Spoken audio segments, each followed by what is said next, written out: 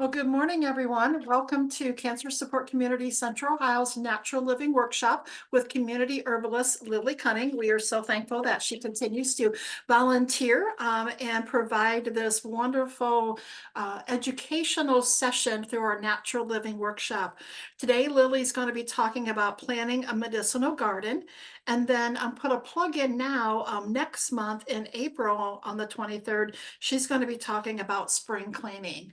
I always say that when I talk about the Natural Living Workshop, we live in a world filled with chemicals and toxins, and Lily helps us to find ways to live in a more toxin-free life. Lily, welcome, and we will turn this over to you. Thank you so much. It's good to see everyone again. I really enjoy doing these monthly quick classes on natural living. So let's get right into it. Today we're going to be talking about planting a medicinal garden. And one of the things that I've learned in teaching this class most of the time, and I've taught it in person and virtually, and we've done different versions of this class, is that most people who come to this class are already planning edible plants, right? They're planting a food garden and they're starting to integrate medicine. And if that is not you, definitely let me know that. But I spend a whole section on how to integrate it into an edible garden for maximum benefit, companion and interplanting. But let's go ahead and get started. So can everybody see my screen share? Just give me a thumbs up. Yeah. Okay. Yes. Great, great, great. All right, so today we're going to cover, and this is also the ebook that you're going to be getting. So it says this book will cover, but it's this class is going to cover, and you're going to get a copy of this when we're done. I'm going to send it to Darlene, and she'll send it out to you. What grows well in our zone? Why would you grow medicine in the first place? What might you want to grow? And we're going to spend a lot of time here interactive, trying to figure out what plants might be of most benefit to you. Some companion and interplanting strategies, how to start your plan effectively, because you don't necessarily just want to put things anywhere. You kind of want to plan things for optimum effect, and then how to source clean medicine to grow. So, and if at any point you have questions, feel free to put them in the chat or raise your hand or something. Darlene can funnel those to me. I tend not to see the questions when I'm in presentation mode. Just feel free to go ahead and do that. So starting out, when you're getting to know how to garden, you really should learn what your USDA growing zone is. Now, what a USDA growing zone is when is the first and last frost of the season, because that's going to determine the length of time you have to grow and what plants do well in your particular zone. Most of you, if you are in Columbus, will be in 6A or B. I am in 6A as well in West Virginia. But if any of you are zooming in from other places, please type in where you're zooming in from, because I can definitely help you figure out what your zone is. The other thing that I highly recommend is Sunset Magazine, which is a West Coast magazine, sort of lifestyle magazine on cooking and gardening. They publish a gardening book every year. It's updated every year. And they started with just California, but they have a national gardening book now. Every plant you could possibly imagine is listed in there with growing tips. And it also goes over how to find your zone and how to find plants that match your zone really well. I highly recommend the Sunset National Garden Book. You can find a used copy. And honestly, previous editions, you don't have to buy the 2024 edition. There's going to be very little updates. It's going to be mostly current information. So getting it at thrift books or bookstore.com is really super easy. Once you Lily, in regards to the zone, Rachel says she's relocating to Asheville, North Carolina the next year. What zone would that be? All right, let's look that up really quick, actually. So let me USDA zone, Asheville, North Carolina. So you are in 7A and 7B. So What you're going to want to do is once you get there and you have your location, figure out if you're in 7A or 7B.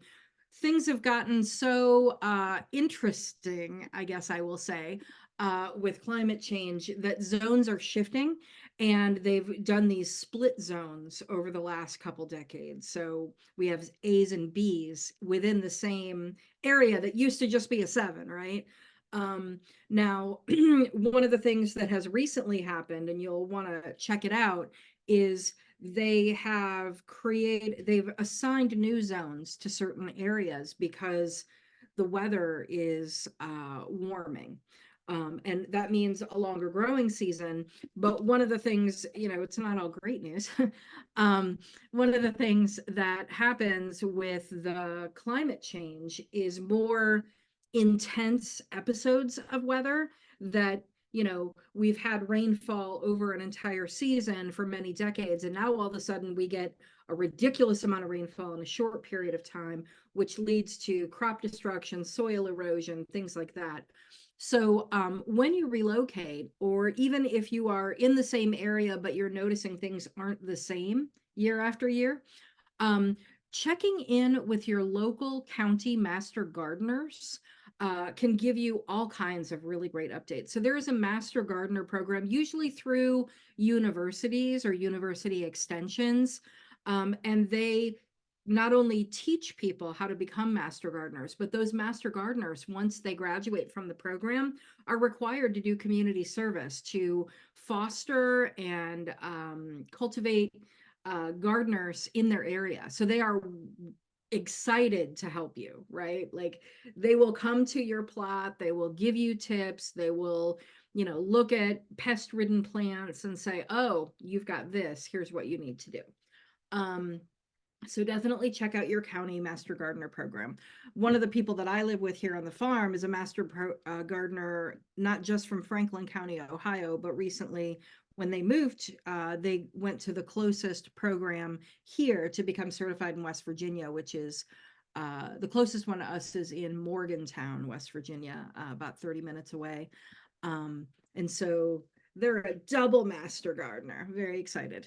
But yes, when you get this book, you will see there are links, live links in the book. So you can go to the USDA website and get growing information straight from the USDA. They have a really great list of plants that will help you. Let's say you know, everyone I know wants to grow tomatoes, pretty much, right? So what tomatoes are best for your area and your soil type and your zone, right? They're going to have that really granular information for you. So yeah, so I would definitely check out the USDA site. And then you need to figure out, all right, well, where am I growing? Because sun, soil, moisture, trees that you have, what you're already growing, all of these things are variables that you want to keep in mind when you are planning your medicinals, right? So first, let's talk about sun and shade. The most common question I get is, well, most of my land is really shady. I have a lot of trees. What can I possibly grow, right? And I have a whole slide dedicated to that. So yay. But you definitely need a lot of sun for annuals. And most of our tasty edibles are annuals. So you're going to want to find a sunny spot for your peppers and your tomatoes. And you're going to want to make sure that you get enough direct sun to make them do well. And if you are living in an area with extensive cloud cover, Columbus, Ohio, then what you're going to want to do is find varieties of tomatoes that do well with a lower amount of sun per day. And there are those hybrids, believe me. Human beings have been enterprising for a very long time, creating all kinds of hybrids that do well in lots of different situations. Talk to your local master gardener and find out what tomato varieties are doing well. Because they will know and they'll have opinions because they're plant geeks and plant geeks always have opinions. You also want to look at the type of trees that you have on your property, particularly if you are planting directly into the ground. Trees dictate what you can plant and what will thrive. And we're going to go into that a little bit. And I have a book recommendation for you if you're interested in planting directly into the ground with some trees. Most people I know that like black walnut kind of makes it hard to plant around black walnut. But here's the thing. It's not hard to plant around black walnut if you're planting specific types of plants that black walnut likes. Trees are kind of opinionated about what grows around them, and they put out phytochemicals into the soil through their root systems that allow certain plants to thrive and other plants not to. Now, again, if you're planting delicious annual tomatoes or peppers, black walnut's going to not be too happy about that. But there are all kinds of really great plants that you can plant around black walnut. And I have a book recommendation for you if you happen to have black walnut on your property and you're interested in planting around there. But the other option, of course, is if you've got a lot of trees on your property that won't allow you to plant near them what you want to plant, box beds, right? Raised beds will help you because the soil won't be permeated by those root systems. So you have to invest in a little bit of infrastructure, but you can definitely still have a garden. You also want to find out what your moisture is like, and how much rainfall you get and what that rainfall looks like. All plants need water, some more than others. But do you already have a plan in place to supplement water if you're not getting enough? Again, climate change makes gardening kind of like going to the casino, you don't know what's going to happen exactly. You're hoping for a jackpot, but you might not get one. You might just keep pumping in those nickels. Yes, I play the cheap slots, the nickels, because I don't want to waste a lot of money. But you might not get anything in return. So what you're going to want to do is have a plan in place. You might not have to use it, right? But you want to have a plan in place for irrigation, and make it so that it's not overly cumbersome for you or anyone who's helping to take care of your garden. I live in West Virginia, and every piece of land is on a slope, right? And that slope makes it difficult to get water if you're schlepping water, right, down the slope. And so we have a plan. Like last year, that's what we did all year because we had only been here for a full year and we hadn't built all the infrastructure. You can bet that we decided that infrastructure to pipe water from the source down to where we have our beds was a critical priority, right? And also where our chickens are, right? So definitely have a plan in place. Irrigation hoses, those flat hoses that have holes that kind of mist throughout the day, those are really lovely if you want to keep things moist but not wet. There are some plants that like getting drenched and then drying out. Just knowing the plants that you're growing, reading up on them, because they're going to share your life for many, many months, right? So knowing how to care for them the way that you would, if you're bringing home an axolotl. Not everybody knows how to take care of an axolotl, right? So do some research on what your plants need so that they grow and thrive. First frost, last frost, that is your USDA zone. Knowing when the last frost is, and usually in central Ohio, it's sometime around Mother's Day. So don't put plants directly into the ground until after that frost happens. If you're really anxious and just want to get stuff in the ground really bad, I have been disappointed by putting plants in the ground too early and having another frost and then they die. So coddling those little plant babies until it's safe and the soil is going to be warm enough for them and doesn't destroy their roots is super important. And also last frost, or I'm sorry, first frost, knowing when you need to get all of your harvest out before it frosts and destroys those plants is also helpful as a gardener. So really, once you find your USDA zone, I would sit down with a calendar and map out, this is the week that my plants are going in the ground. This is the week that I need to rip out the garden and take last harvest. And then all of those little chores in between, calendarizing how often you're going to get out there and weed and how often you're going to get out there and water. And just map it out so that you have an idea of what your work plan is. And if it seems like your work plan is a little overwhelming, maybe scale it back, right? Or get some help, tag in some people to help you. Because gardening can very quickly become a massive undertaking. And if you're in recovery from cancer, you want to save that energy for healing. So definitely make it so that where your garden isn't really far away. It's easy to access, that you have installed different ways of watering that don't require a lot of heavy lifting. Make sure that the beds are comfortable for you to get in there and do work, prune and weed. One of my favorite types of raised beds is called a keyhole bed.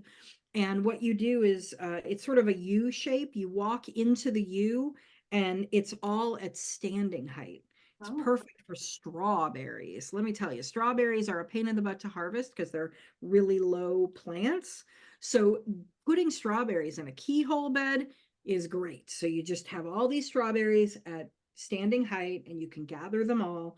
And what's really nice is you use a technique called hugelkultur when you're building these standing beds, because obviously you don't want to fill the whole bed with soil. That's expensive. What you want to do is put logs and branches and, straw and compost, filling up at more than like 2/3 of the bed. And then 1/3 of the bed is soil. Um, and that way you're using stuff that is for free laying around, your kitchen compost. If you had to have any trees taken out, often tree services or arborists will deliver to you a bunch of old tree material or mulch that you need because they need to get rid of it, right? I get free mulch delivery to my house from local tree services all the time. And I not only use it in my garden, I use it to mulch pathways. I use it in my chicken runs. Like, it's all natural. It's not that dyed stuff. And so, you can contact your local tree services and see about getting deliveries of that. But again, when you have a high bed that helps people like me with bad backs, you don't have to fill it all the way with soil. That's way too expensive. Definitely look into what's called hugelkultur, Hugulkultur. It's a German word, can't you tell? And it's a really great technique. And all of that material on the bottom decomposes, and you're basically just building soil. It's pretty cool. So then the last thing that you want to think about when you're configuring your plot is, what things are you already planning on growing? Like, I always plant tomatoes and peppers. And I also always plant lemon cucumbers. I love those things. They're delicious. So what I want to do is create a plan that enhances all of those plants, takes away pests, and also moves in the herbs that I want to grow. Companion and interplanting maximizes your space. It helps with pest control if you do it right. Often, if you plant certain herbs next to certain annuals, it's going to make those annuals taste better. Like uh, yarrow. Yarrow as a medicinal herb planted next to tomatoes, it makes the tomatoes taste even better. And we all know that garden tomatoes already taste better than supermarket tomatoes. But what if you had like a super garden tomato, right? Like plant yarrow next to it. And it's going to benefit the plants themselves, right? This plant over on the left, does anyone know what that is? It's one of my favorite plants. It's stinging nettles. Now, yes, it stings you, but those stingers are actually antihistamine and anti-inflammatory.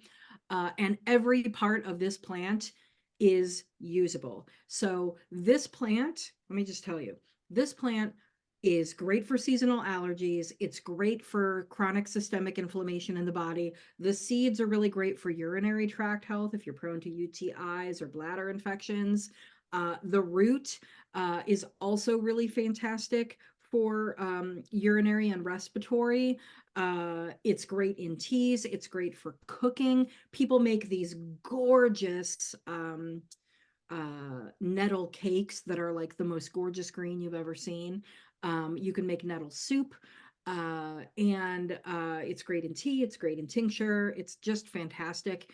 You can even use it for handicraft. The stems are so fibrous that they make yarn out of it. It is just the best plant, and it is the most nutritious land plant there is.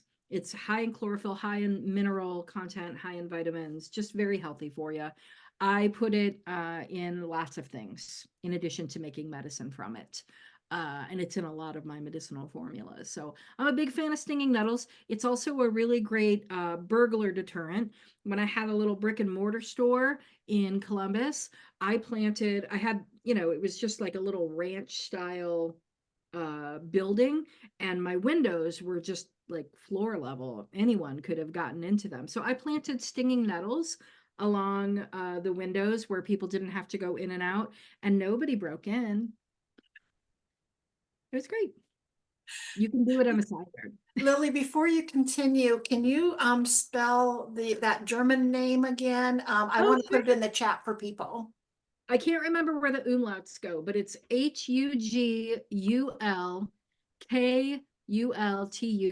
Lots of U's.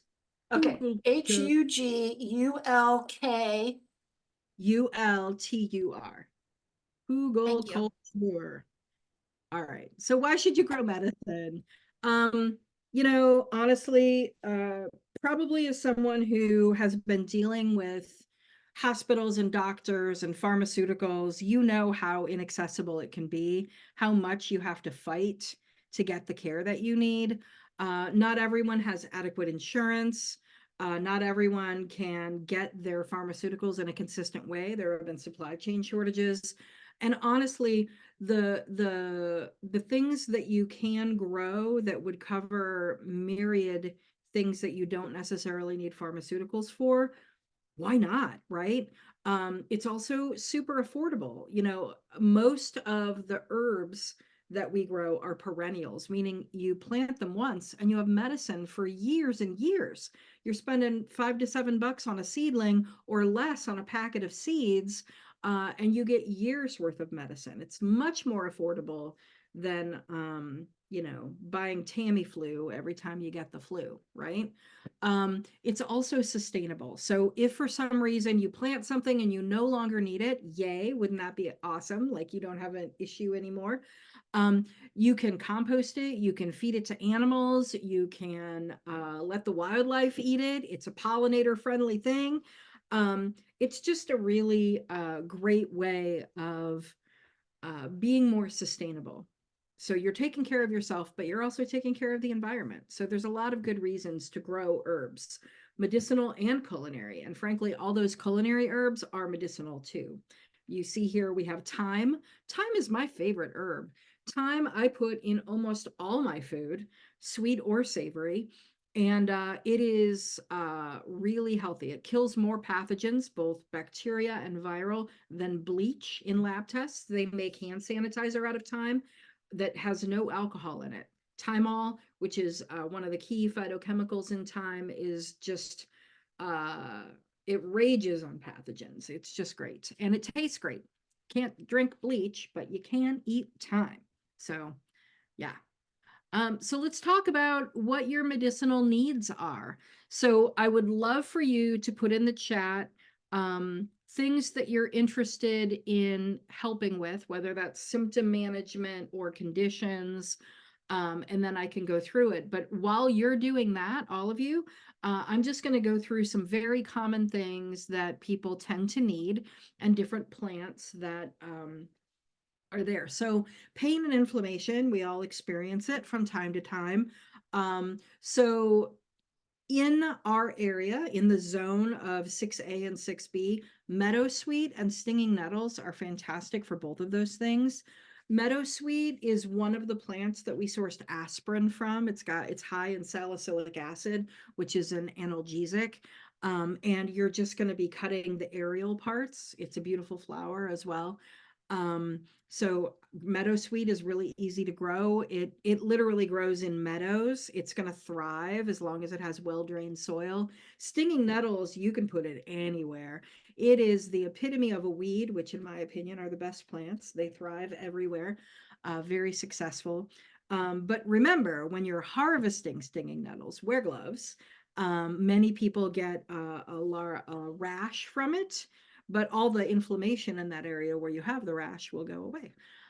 It used to be that people would flagellate themselves with bunches of stinging nettles when they had gout or rheumatoid arthritis, because they'd have these big swollen joints, and all of that swelling would reduce. Yes, they would have a terrible rash, and it was very maddening. But I'll tell you, not being able to walk is more.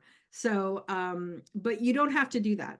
You don't have to do that dramatic thing. You can steep it in a tea. You can tincture it, which is extracting it in alcohol and water, and that preserves the harvest for up to 10 years, actually. You can cook with it. There's so many ways of handling stinging nettles in a non-painful way. Calming. So, we live in a very anxious making world. So, in herbalism, we call many calming herbs nervine sedatives. In other words, they calm the nervous system, slow down those racing thoughts and impulses.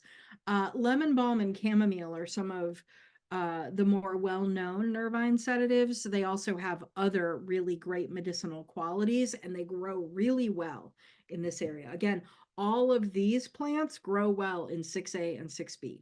And most of them, Rachel, will probably grow really well in 7 as well. So lemon balm is not only a nervine sedative, it's also one that doesn't interact with depression. So if you're anxious and depressed, a lot of the nervine sedatives will just make you feel more depressed. Lemon balm is not one of them. I like to think of it as kind of like sunshine when you're drinking it in a tea or you're taking it as a tincture. It calms, but it also sort of fortifies and does not exacerbate depression. And it's also a very powerful antiviral, which in these days, you really want to have as many antivirals in your garden as possible. Lemon balm has been tested on herpes. It kills the herpes virus. It has been tested on AIDS, and in vitro kills the HIV. And it's being tested on other viruses as well. It's just really good at mechanically dismantling viruses. I use it when I make a cold sore lip balm. You can drink it as a tea. You can infuse it in a massage oil. If you've got shingles, that is really helpful to, massage it into the area. So I love lemon balm. Chamomile is not only a nervine sedative, but it is an anti-inflammatory. It also just is really well tolerated by most people. If you're very nauseous, it's going to help with your digestive system. Calming that down, helping with gas, bloating, nausea, all of those digestive issues. At the same time, it's calming. So I find chamomile, when you grow it yourself, to be an excellent tea for people who are undergoing chemo and radiation. It's just a lovely cup of tea. It's very soothing, and it's going to help with some of your adverse symptoms of treatment. Antihistamines, I mentioned stinging nettle, it's still my favorite, but eyebright is also a really great antihistamine herb, and you're going to use the aerial parts. What I'm trying to give you, there are a couple herbs in here where you're going to use the root, but most of these are aerial parts, which is much more sustainable in terms of harvest, and it also is easier to harvest, right? You don't have to dig up a whole plant. So I'm focusing on those kinds of things. There are a couple roots in here that I thought were super important. that I'm bringing to the conversation, but mostly I'm giving you aerial parts, flowers, leaves. Um, Antimicrobial, I mentioned thyme and I mentioned yarrow. These are my two favorites. Thyme is both antibacterial and antiviral and antifungal. Yarrow is antibacterial as well as helping with fevers that are out of control. So I find it to be really helpful when somebody has something like the flu. Um, let's see, immune boosting. So elderberry grows really well, and there are two types of elderberry that I prefer to use for medicine. You can also obviously cook with it, bake with it, make yummy elderberry things. Um, but the European elderberry is Sambucus nigra, the black elderberry. The other one that also has blackish, purplish berries that does really well is Sambucus canadensis. And as indicated by the name, it's a North American elderberry. It does a little better here and is just as medicinal. So when you're looking for elderberry to plant and invest in, and it's a bush, so you're going to need to give it some real estate. Um, I I have bought canadensis because I find that it just does better. Always get black elderberry berries, not red. And they go from red to purple. You're going to pick them when they're purple. Uh, and you always want to cook elderberry in some way. Phytochemically, you need to do that to avoid getting digestive upset. Um, it's mildly toxic when it's raw, but if you cook it into jam or a pie or you make syrup, it's perfectly good. Shiitake mushrooms are a really easy thing to grow, believe it or not. And I believe that you can go to your local farmers market in Columbus and get inoculated logs. There are a couple vendors that sell inoculated shiitake logs. Um, and so you just bring, your little log home and let it do its thing and occasionally spray it, like mist it. Shiitake mushrooms are delicious. If you've ever had them, they're very common in Japanese cuisine. I like to put them in broth. They're just very umami and delicious. So cooking with shiitake is great. Um, Adaptogens. So adaptogens, I don't know if folks know that word. It sort of came into common Western parlance when I was a kid, and all the Russians were like dominating the Olympics, and everyone was like speculating, oh, they're taking drugs, they're doping, and they couldn't find anything. Well, what they were doing was they were taking Eleuthero, which is an adaptogen.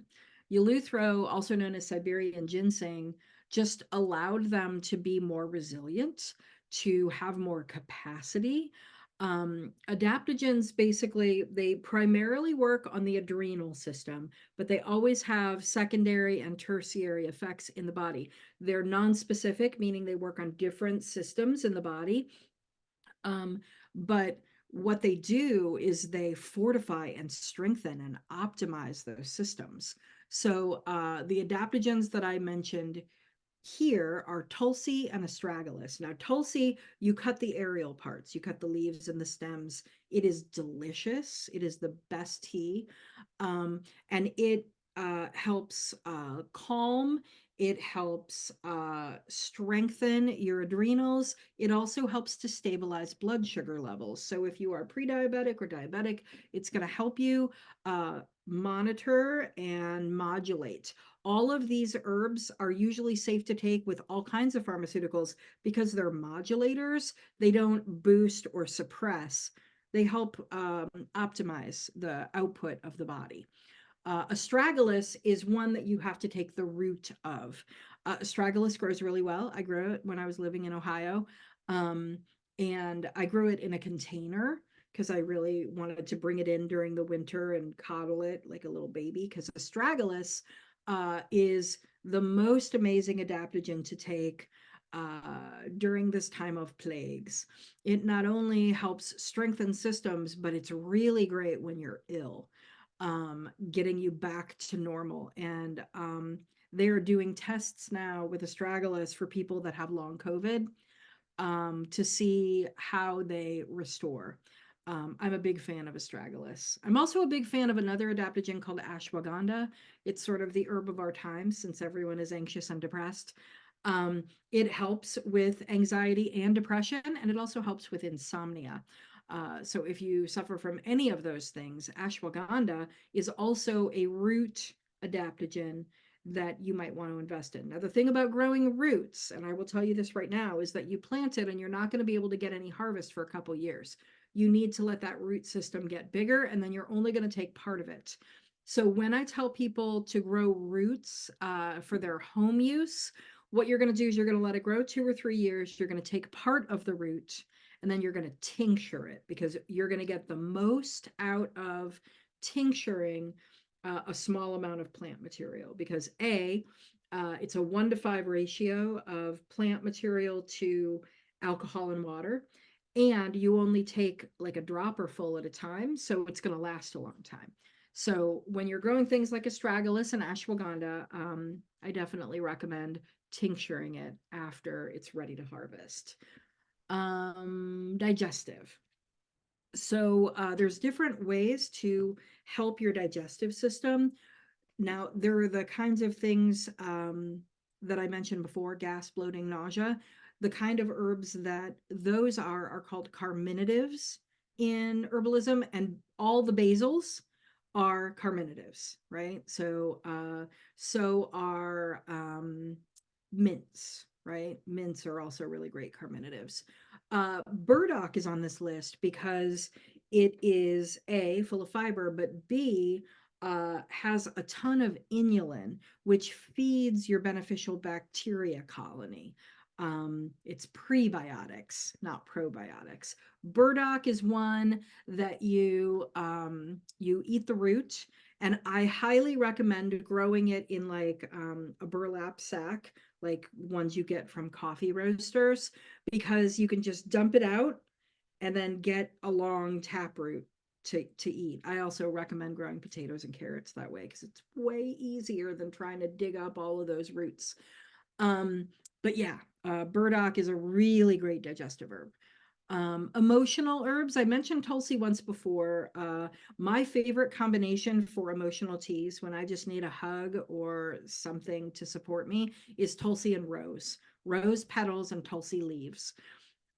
This combination is like a hug in a cup. I'm telling you, it is fortifying, strengthening emotionally, makes you feel better, restores, your emotional equilibrium. I just love it.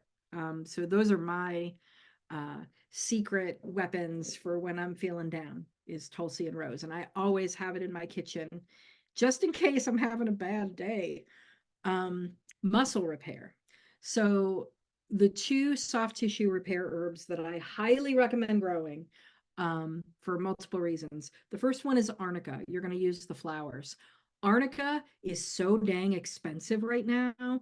As someone who is starting to farm my herbs rather than getting them from others, wholesale arnica is over $350 a pound. Yeah, it's terrible, but it is one of the most effective soft tissue repair herbs in the world. And if you ask anyone from other countries, the first thing they do if they've had surgery or been in a car accident and they have like trauma is they take arnica. Now, when you take it internally, you only take a homeopathic prepared because it is hepatotoxic, but it is not hepatotoxic if you're going to extract it into oil and use it as an oil or a salve on an area. So I make a muscle rub that has arnica in it. It is just really valuable. And then the other soft tissue repair herb that I recommend is comfrey, and you can use both the leaves and the root. And comfrey is so prolific that you will get comfrey root in the first year, the second year, because it spreads like crazy. So you plant one comfrey plant, the next year it comes back, you're going to have three. So you can harvest that first comfrey plant's roots if you want, but you can also use the leaves. And traditionally, those leaves have been used as plasters. You're gonna dip them in hot water to kind of macerate them a bit and put them on a damaged area. They also are really great with helping to heal broken bones. Now, I highly recommend going to the emergency room, but if that is not possible, or you have a delay, if you have comfrey, you can splint something with some comfrey plant on it while you're waiting to get to the doctor. But comfrey is also really valuable for your garden. A lot of people make comfrey compost tea where they put the comfrey leaves, and again, it's a very prolific plant. You're not going to have a problem harvesting comfrey leaves. And they put it in water and they let it just rot. Stinks, terrible stink.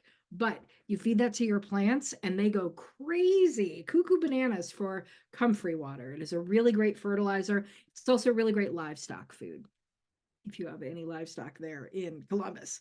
Um, yeah. Respiratory herbs, which, we have a lot of respiratory stuff going around: RSV, the flu, COVID. Elecampane and mullein are my go-tos. Elecampane, you're going to use the root. It is a beautiful flower. It gets as tall as like a sunflower, and it has a sunflower style, daisy style flower. You're going to use the root, but it is the best bronchial support. It's really great for asthmatics and people with COPD. It's really great for people that have bronchitis or are recovering from COVID. One of my formulas, Breathe Easy, which is for all of those things. It's a lung tonic.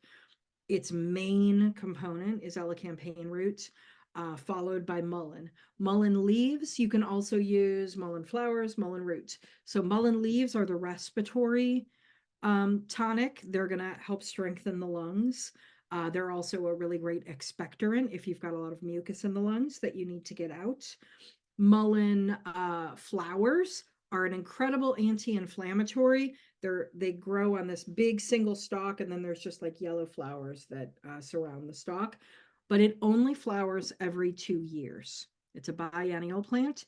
So when you get those flowers, definitely pluck them and extract them.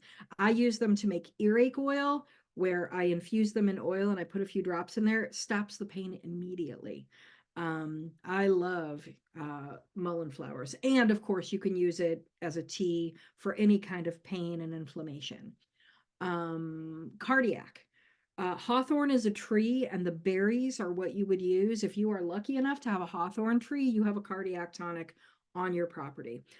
They are a slow growing tree, so if you have room to plant a tree, that and the chasteberry are the two trees that I would recommend you plant. Motherwort is a cardiac tonic in that it stabilizes heartbeat. It helps with tachy and bradycardia. So you can kind of modulate good heartbeats. And for that reason, it's also great for people having panic attacks. So I like motherwort a lot. Nervous system disorders. So not just sedating, but actual nervous system disorders like Parkinson's or multiple sclerosis. Taking nervine tonics, things that strengthen the nervous system on the regular, are really great for folks that suffer from nervous system disorders. So oat, Avena sativa. Not only eating oat, but taking an extract of the milky sap. Like if you grow oat and you harvest it at the time that it has the little milky oat seed pods, and then you extract it then, that is a nervine tonic supreme. Like that is the best. Skullcap is named after the little flower that looks like a little bonnet. And it is also a really fantastic nervine tonic. These are not sedating, so you can take them all the time, but they do help fortify the nervous system. And finally, reproductive. So for women's reproductive health, I recommend raspberry leaf as a uterine tonic. If you have a uterus, this helps strengthen the uterus. It helps with any kind of issue that you may have with the uterus, if you just had an IUD extracted, or if you have PCOS, or and yes, those are ovaries, but also it affects like the uterus with cramping. If you have frequent cramping or any kind of problems with the uterus, raspberry leaf is fantastic. And as a bonus, you get the berries, which are delicious. Chaste berry, which is also called Vitex, I usually call it Vitex, is not just a women's reproductive herb. I put it here, but it not only modulates estrogen and progesterone, it modulates all hormones, and hormones regulate our body. Not just our reproductive system, but our thyroid and our pancreas and our adrenals. They're all hormones. And chasteberry, basically, when you take it on the regular, and you don't have to take it all the time, you can go off and on it if you have an endocrine disorder. It normalizes, it causes the optimum functioning to occur that your body is capable of. I can't remember the exact quote from David Hoffman, but in the case of any kind of endocrine disruption or endocrine disorder, Vitex is always appropriate. It's a little tree. It starts out as a shrub and it can get to a small tree size, and the berries are what you take. And it is really optimal. So do we have, yes, we have We things in the, do.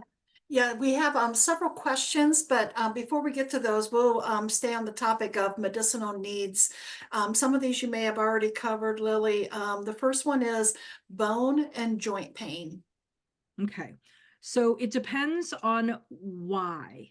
The thing that I will say is we've all kind of been trained by modern biochemical medicine to think of symptoms as the issue, but symptoms are a signal that something is wrong in the system. So pain, yes, pain is an absolute signal, like pay attention, but we need to know why you're experiencing pain. Because then we can find the thing that works for that type of pain, and we need to find out what works with your constitution. So I would say, so it was bone pain and what? Joint. Joint pain. Okay. So the thing that those things have in common are the connective tissue, the tendons and ligaments. If you are looking to strengthen tendons and ligaments, taking both comfrey, which is really great at fortifying soft tissue, and also things that are high in mineral content, like stinging nettle, raspberry leaf, catnip, and drinking it as a regular infusion, like a tea. Those things can be really great. And you can make like a big gallon of it and keep it in your fridge for several days and just take, glasses of it like an iced tea.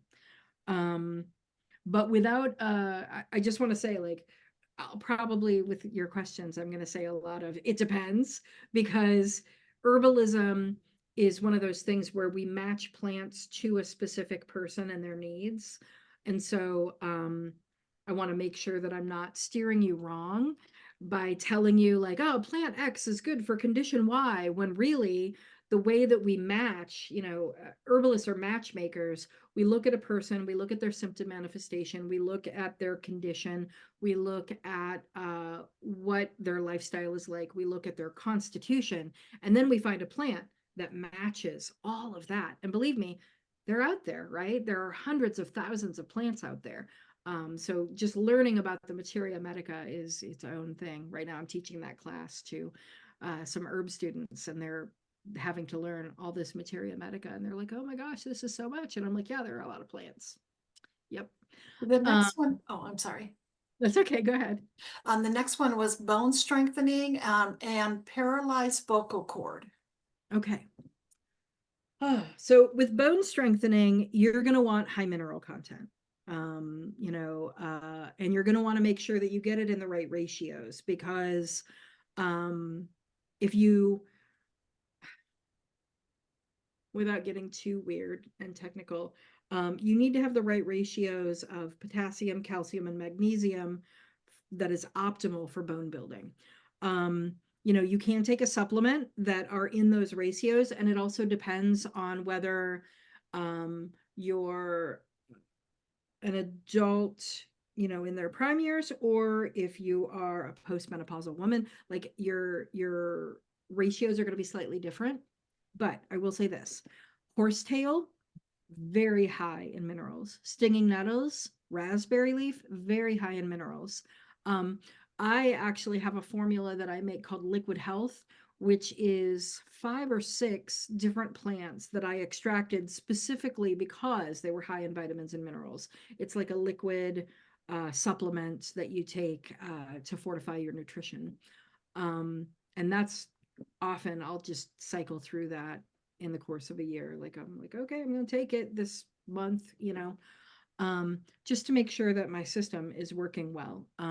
So I would say that that would be good for bone building. And if you have specific issues like osteopenia or osteoporosis, I would book a consult, because what we want to make these remedies specifically for you. Um, and then vocal cord paralysis is a symptom of something larger. And do we know what caused the paralysis?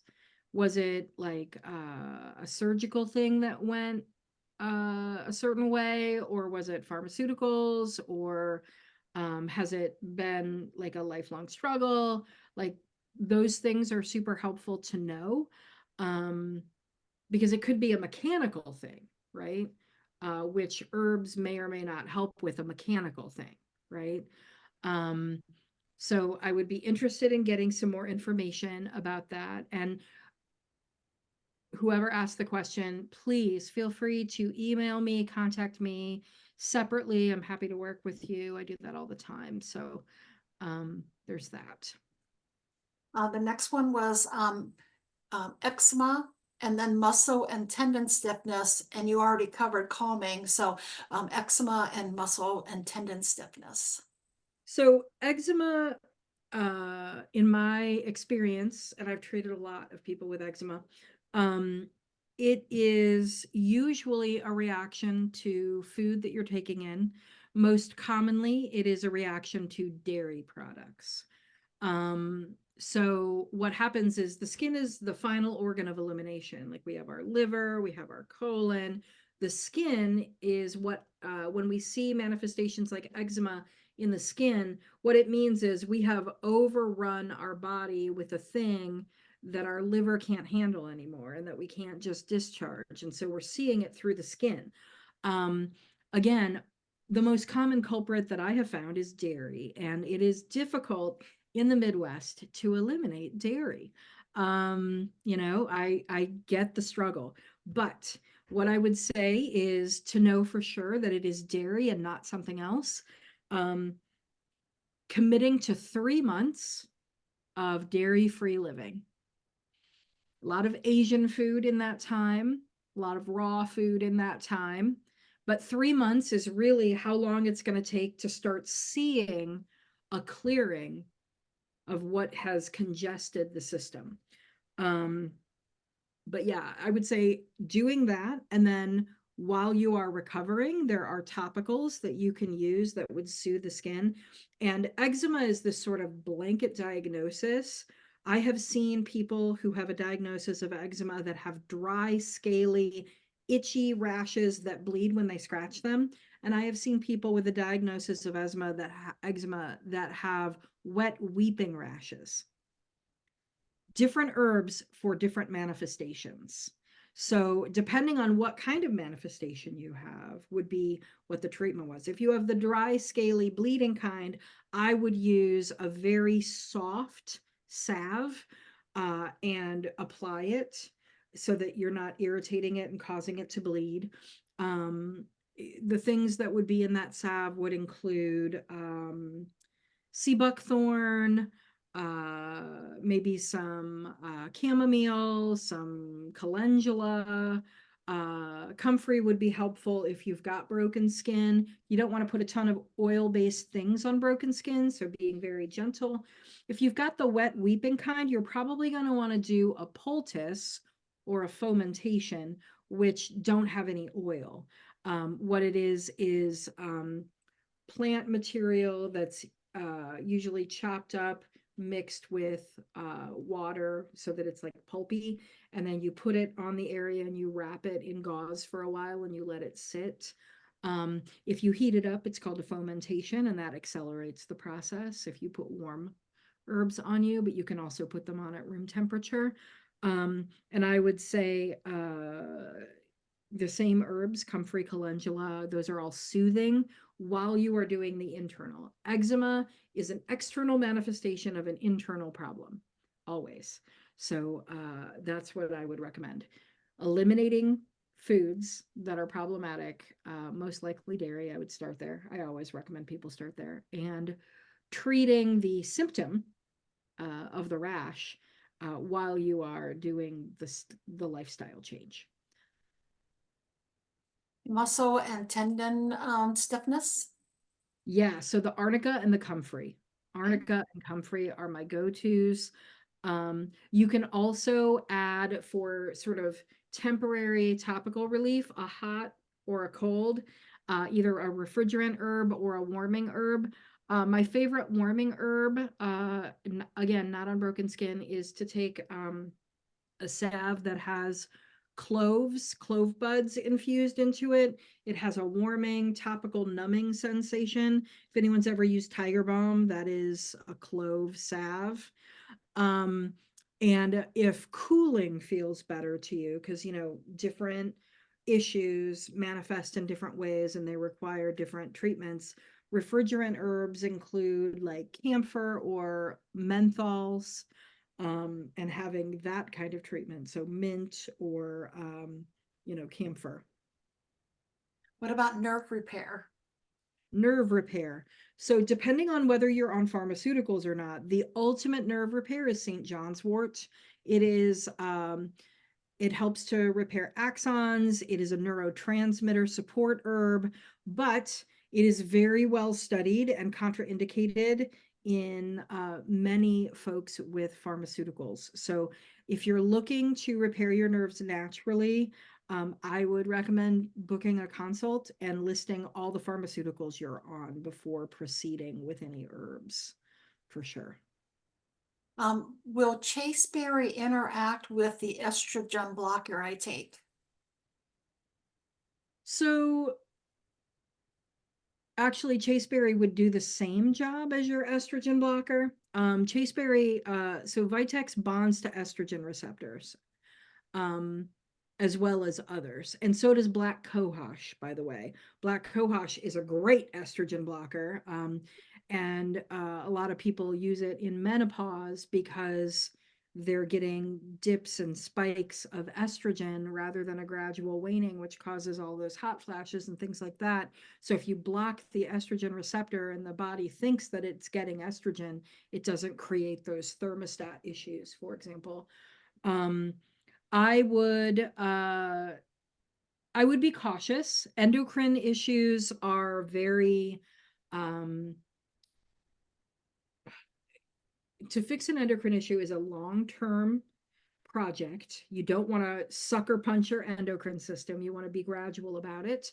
And if you're on pharmaceuticals, even more so, like it needs to be measured. And so I would uh, work with someone on doing that. If you're looking to replace or supplement things that are already going on with pharmaceuticals, you need to work with someone who's going to do case management. Mm-hmm. The next medicinal need is blood cancer. Okay. So, cancer, there are several medicinal mushrooms that I would recommend that are safe to use regardless of what kind of treatment you have for cancer. I would recommend reishi, Reishi. I would recommend shiitake, and I would recommend maitake. Um, there are really great studies uh, that you can probably get from Host Defense, HOSTDEFENSE, hostdefense.com. That company is headed by Paul Stamets, who's the world's foremost mycologist, done tons of work and provided the mushrooms for studies at, what is it, Bastyr? University. They provide all of the things, and there's just a ton of case studies for medicinal mushrooms being amazing for cancer, including blood cancer, but also other types if people are interested, breast cancer, pancreatic cancer. Um, I recommend mushrooms. They are adaptogenic, modulating, anti-tumor, and usually anti-carcinogen. So that's where I would start. And definitely don't just go anywhere to get your mushrooms. When I am taking medicinal mushrooms, I also get them from Paul because the way that they're grown there is very clean and sterile. The way that they extract their products is optimal. They do a triple extraction process. So they're getting things from the fruiting bodies, the mycelium, and the primordia, three different life stages of the mushroom. And you just get a better product. So I don't get paid for that. I love their products. I think they're amazing. And if you are looking for products that are for cancer, checking out Host Defense. There are also books there that you can read by Paul, and there is a fabulous TED Talk with Paul doing it where he talks about helping his mother through stage 4 breast cancer with turkey tail. So if you Google TED Talk, Paul Stamets, turkey tail, it'll come up. Just amazing stuff. Mushrooms are going to save the world, y'all. They can also clean up oil spills. And what about kidney health? So, kidney and bladder health, the urinary system, big fan of stinging nettle, the seed in particular, big fan of corn silk. So, if you can get organic corn this year at the farmer's market, don't throw away that corn silk. Actually, infuse it into a tea and drink it. Corn silk is a fantastic herb for urinary health, and also horsetail. Horsetail is really great for urinary health. The other plant that's here, so I've got two plants here. One of them is lemon balm on the top, and then the one on the bottom is cleavers, also known as lady's bed straw.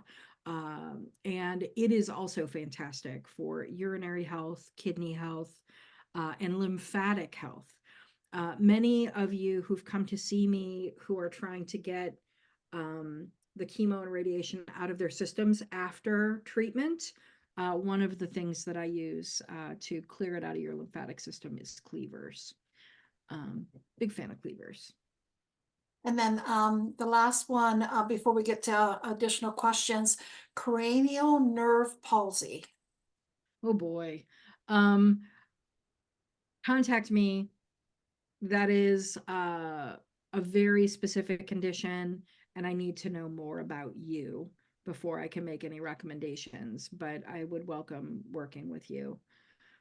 A question, Lily, do you recommend starting from seed or buying seedlings?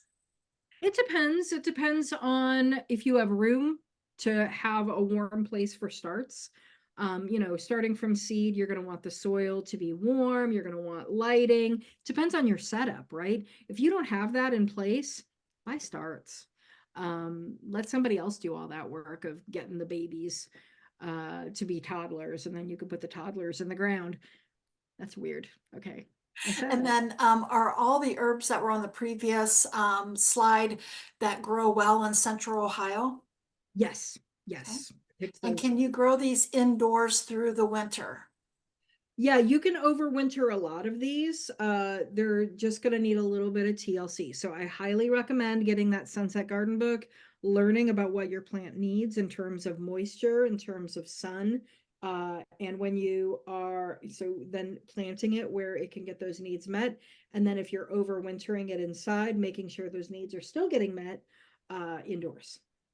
And then the last question, where do you source these plants? So I do have the ability to get you seeds and mail them to you. And there's a link at the end of the presentation for that. But I would say there are two medicinal plant nurseries in the United States that I love. One is in Ohio, in Athens. It's called Companion Plants, and Peter, who runs that, is really lovely. He sells both starts and seeds. And then the other is in Oregon, and Rico Check, who runs that one. It's called hold on. Darn it, he just changed the name and now I can never remember it. It used to be called see, I can't remember that either. Anyway, go to the one in Ohio. Um, yeah, so in Athens, and then also if you know, can't get to Athens or whatever, there'll be a QR code that you can use to order them through me, and I can either mail you seeds or you can come pick up starts in Bridgeport, West Virginia. Because that's where I'm going to have them. I'm going to get a bunch of starts and sell them as well. So let's talk about, I know we're over time. Anyone Yes. who has to leave, I'm not going to be offended. But I wanted to get to some of the other things. Companion and interplanting will benefit your plants in a number of ways. And the image that you see is what's called the Three Sisters. It's a indigenous American trio of plants from the Southwest. So Native people from the Southwest would plant corn. They would allow their beans to climb up the corn stalk as a natural trellis, and then they would plant squash or melon underneath to tramp out any competing plants, because it spreads out and takes up, you know, the area so that no other plant can really thrive there. So that is a classic companion planting strategy that meets the needs of all the plants. But companion planting ideas. So once you get to know your plants and you've done, you know, you've read the garden book, think about, all right, let's grow plants together that prefer similar conditions, but also if they're prone to similar diseases, put them far away from each other, right? Because all you're doing is creating a big bullseye. Um, put fast growers with slow growers to maximize your space. Plant lettuces under taller plants so that they get shade. Separate plants that impede each other's growth. You just basically you want to measure twice and cut once, right? You're going to think about where you want to put the plants, you're going to plot them on a piece of paper, and then you're going to put them in the ground. Definitely worth spending some time, because then it means less work over the summer.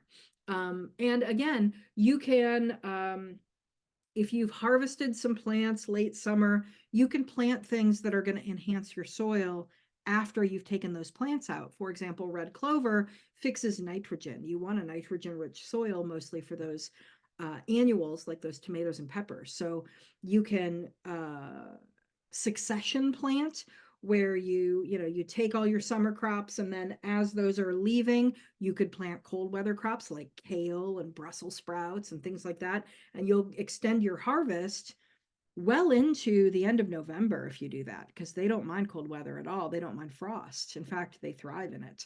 So thinking about how you're going to plant, when you're going to plant, and the plot is huge.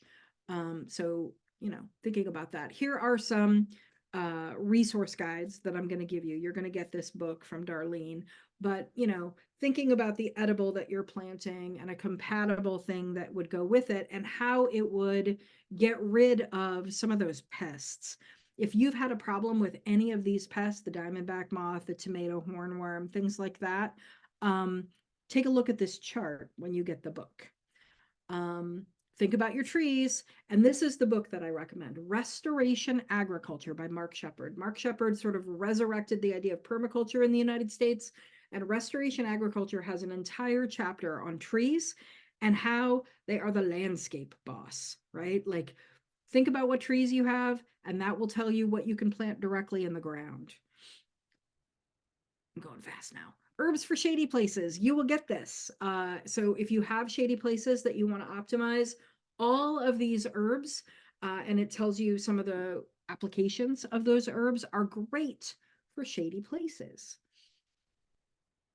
And as promised, if you're in West Virginia or Ohio and you want to order medicinal seedlings, I can have you pick up medicinal seedlings in Bridgeport, which is very close to Athens.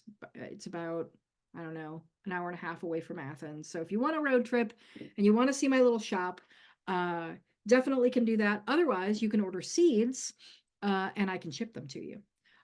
If you use the form, you'll get a 10% discount. Just remind me that you took this class. Any of my students get a discount on seeds and seedlings. And this is me.